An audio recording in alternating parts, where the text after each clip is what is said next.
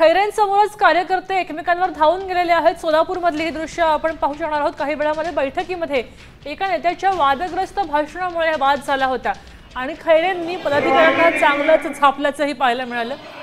आपण दृश्यामध्ये पाहतोय ठाकरे सेनेतल्या वाद चव्हाट्यावर आलेला आहे।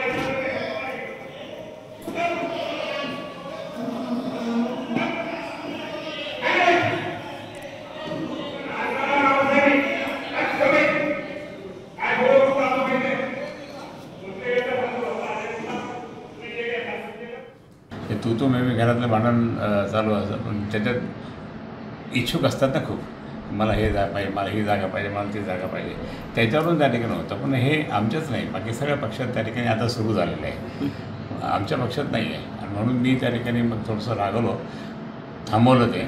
त्यांना म्हटलं त्याने तर मी चाललो आता असं म्हटल्यानंतर, आणि मी उद्धव साहेबांना सांगतो मी काही हे काय, पण प्रत्यक्षात त्या ठिकाणी हे राडा थोड्या वेळासाठी होता आणि तो थांबला नंतर।